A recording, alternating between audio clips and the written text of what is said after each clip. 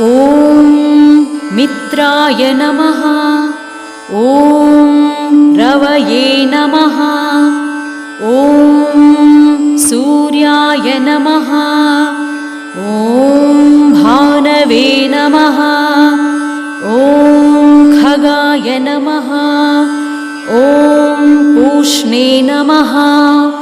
ॐ हिरण्यगर्भाय नमः।